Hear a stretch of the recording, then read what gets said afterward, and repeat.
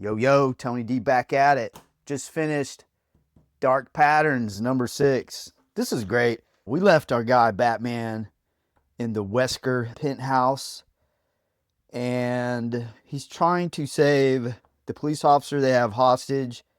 And we found out that she is actually the one that is doing the Scarface voice. And gosh, Williams is just bringing the art. I want you to pay close attention to the way they shape this sound box. That's an important piece at the end of the book, and I'll show you when we get there. But things go bad. She's so good at throwing the voice, he thinks it's coming from just somewhere. That's what a ventriloquist does. But Batman did find Wesker in a room, and his tongue was cut off. That's pretty brutal. So now he's talked Wesker into helping him out. Wesker, he's that villain where he's really a tortured soul. A lot of Batman's villains just have that instability, and Wesker's one that's probably, he could be turned good with the right circumstances. Look at the shadow. Just the tone that they keep in this book is why I love it. It's a tone of maybe there's something else about this building that we just don't know about. There's some kind of haunting presence. Using Scarface as your antagonist is just perfect for this setup. They're walking through, and Batman's profiling Wesker as they walk, and it's really good writing. From the look on Wesker's face, he's pretty much hitting the nail on the head. That's what Batman does. So they're in some secret tunnels inside the building, and they can see in the other rooms, and this is how Wesker would travel the building. And Batman, during his profile, figures out whoever did that to Wesker is the one that think bigger than him, and then we get a shot of the building. That's great. And this is horrific. She wakes up. They think she's gone, right? The hostage, but she's not. She wakes up, and she's next to that. That's horrifying. They bring the horror element. It is called Dark Patterns, right? It's not called Bright Patterns. So Batman comes up on the scene, and he does his detective work. And remember, we're 3 years in to his career, so he is where he's at. Not bad. He figures it all out, and he tells Gordon the situation has changed. But he's not giving up on the hostage, which is good because we, the reader, know what's up. So I was wondering about that. They can't leave him tongueless because later on down the road, Batman fights him a bunch. So you get your canon piece there where it's on ice. They can reattach it. But she's doing her thing, and they're all looking up. Great artwork where you show the characters looking away from, and she's looking down. That's a good push-pull. Up, down. It's design work. Everything's done on purpose. So they're starting to turn on her, and she lets them have it. So they're pretty much breaking down like it's over, and Wesker takes Batman to this apartment, and Batman figures it out. That's a really good shot where, look at that panel. The panel work has been, the book is called Patterns, and you have nothing but these patterns in the book. Like, it's genius. And you get a little flashback. So this is how Wesker met her, and she was in an abusive relationship, and he helped her out. And look at that. He's a sneaky dude. So he just puts him to sleep. You know what I'm saying? And the dude wakes up, and there's that creepy doll. There's Scarface.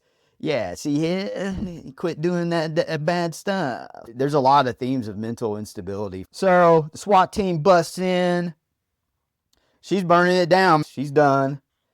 Here's the patterns right here. Like, the panel work is just incredible. And then you have this shot of, I love the cool and warm hues alternating.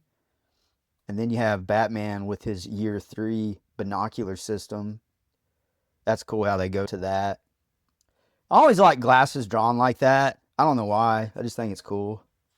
You got to give Wesker some coolness. Oh, this is important right here. I think I just skipped over it. Maybe. Oh, yeah, it's right here where, okay. Remember I told you to look at, in the beginning, and this is important. Just bear with me. It's all right. See how her speech is like a It's got the sharp angles. The voice that she's hearing, I thought this was her at first, but it's more of a circle. So there's a difference. And she's trying to get out, and we know this building is like a puzzle. So she hears this voice, and they do an excellent job with this way. Boom. It's a lot of tension there that's done very well. And so she's hearing this voice again, and it's just a circle. Take a left, the stairwell. I thought it was the lady, Scarface, redeeming herself. He don't give up on anyone. You got to have hope. That's a really cool shot where he sees the Scarface and the smoke. I had to focus a little bit on that, orient myself to see it. I see it clear as day now when I flip to it, but it's really cool. They're putting out the fire. So they're in the morgue, and this seems to be a repeating character in the books. And it's cool. It's a dude that works at the morgue office. And the reason why I say that's cool is Batman in his early detective work, he would have to work with a person that extensively to have access to the clues. So shout out to the writer for including that. So they're talking about Officer Price. That was the one that was hostage. And Gordon mentions that Price said there was a voice led her to down that twisted hallways of the godforsaken place. And she said it was Peterson's voice, her partner. Met his demise, I think issue 4, right when this kicked off. He's in the morgue right now. You get a pow right to the face. There is something about this building. I looked at this page for a long time. I was looking for clues. I was in Batman mode. Okay, what's up with the purple light? I kept looking back at other pictures of the Wesker building. I get that deep into it, and sometimes I find something, but really, I couldn't find there. I was trying to figure out what the purple light represented. It is one of his eyes. I think it's the eye that has the patch over it. I don't know. Let me know what you think. Do you get deep with that in the books? I do it all the time. I love it.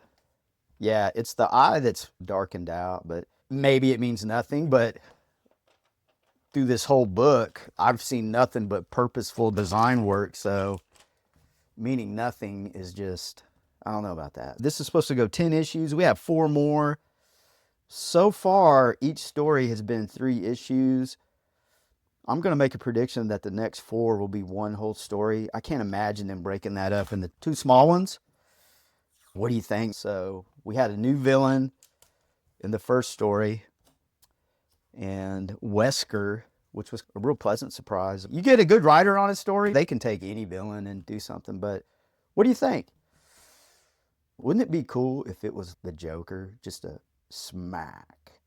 I'd like to hear from you guys, see what you think. But definitely a top book of mine. This is the one where I get excited to read, and I can't wait for the next issue. It hasn't happened in a long time. Get it.